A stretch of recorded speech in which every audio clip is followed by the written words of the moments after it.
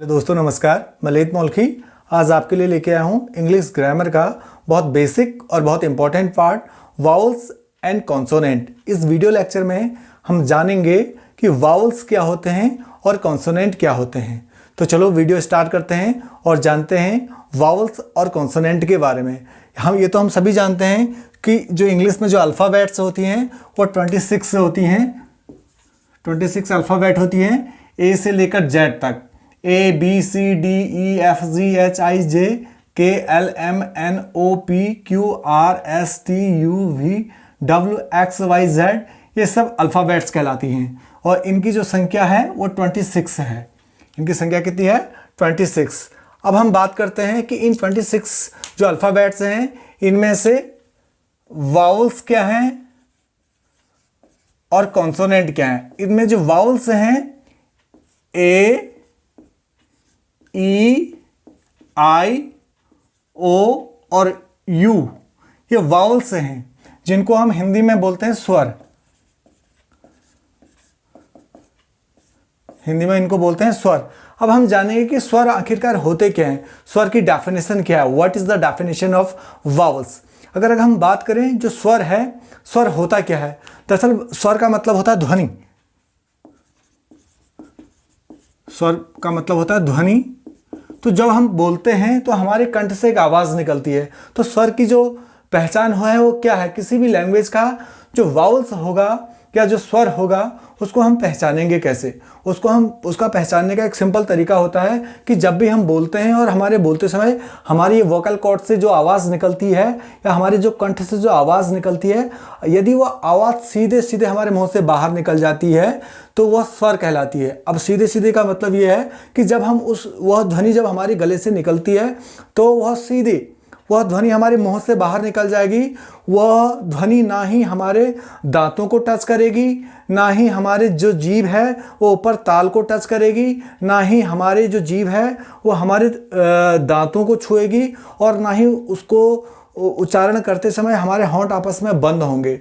यदि वह ध्वनि सीधे हमारे कंठ से बाहर निकल जाती है तो वह वाउल्स होगी, यानी कि वह स्वर होगा। समझ में आया? मेरा कहने का मतलब यह है कि जब भी हम बोलेंगे या जब भी वो स्वर की ध्वनि निकालेंगे तो हमारे कंठ से जो ध्वनि निकलेगी वो सीधे हमारे मुंह से बाहर निकल जाएगी। उसके उच्चारण करते समय या उसको बोलते समय ना ही हमारी जीभ ऊपर ताल को टच करेगी, ना ही हमारी जीभ जो है हमारे दांतों को टच करेगी, ना ही हमारी जीभ में कोई ट्विस्ट होगा, ना ही हमारे होंठ बंद होंगे, वो सीधे बाहर निकल जाएगी।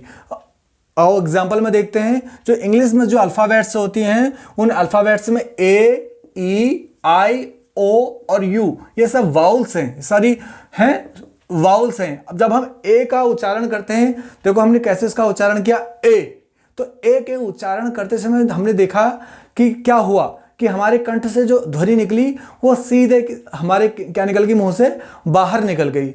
दूसरा ई आई ओ और यू इन सब में यही होता है कि सीधे हमारे जो मुंह से जो आवाज़ निकलेगी, जो कंठ से जो आवाज़ निकलेगी वो सीधे हमारे मुंह के रास्ते बाहर निकल जाएगी। और जो कॉन्सोनेंट होते हैं और ए ई ओ यू को छोड़कर जितने भी बाकी हैं वो सब कॉन्सोनेंट हैं, कॉन्सोनेंट्स। जो ए ये है 21, इनकी संख्या है 27 और ये है 5, तो बाकी जितनी हैं वो कॉन्सोनेंट होंगे। और जो कॉन्सोनेंट क्या होता है, कॉन्सोनेंट का मतलब ये होता है कि जो कॉन्सोनेंट होता है जो कॉन्सोनेंट होगा यानी कि जो व्यंजन होगा वो स्वरों के मेल से बनेगा, वो बिना स्वरों के मेल से नहीं बनेगा। जो कॉन्सोनेंट होगा वो स्वर के मेल से बनेगा। जैसे मैं बात करता हूँ, जैसे हिंदी में क है, ख है, ग है, ये सब व्यंजन है। अब ये जो क बना है ये किससे मिलकर बना है? ये क जो है ये दो साउंड से मिलकर बना है। एक तो आधा क है इसमें और स्वर है इसमें अ, इसके मेल से बना है क।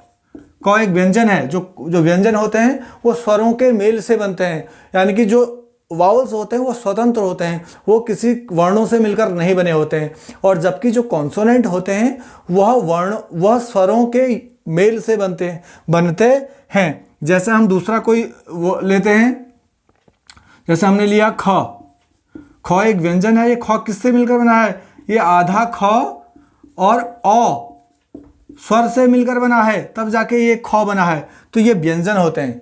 तो स्वर क्या होते हैं? अब हम समझ गए होंगे कि स्वर और व्यंजन को समझना कितना आसान है। जो वाउल, स्वर को हम बोलते हैं इंग्लिश में वाउल्स और व्यंजन को बोलते हैं कॉन्सोनेंट। जो स्वर होते हैं वह स्वतंत्र होते हैं, वह एक ध्वनि है जो स्वतंत्र है, वो किसी के मेल से नहीं बनी है। जबकि जो कॉन्सोनेंट होता है वह स्वरों के योग से बनता है या स्वरों से मिलकर बना होता है। और जो वाउल्स होते हैं वो स्वतंत्र होते हैं और जो कॉन्सोनेंट होते हैं वह स्वरों के योग से या मेल से बने होते हैं। तो इस वीडियो लेक्चर में हमने जाना कि वाउल्स क्या होते हैं और कॉन्सोनेंट क्या होते हैं। एक बार दोबारा मैं आपको बता दूं, जो वाउल्स होते हैं वो ए, ई, आई, ओ और यू होते हैं।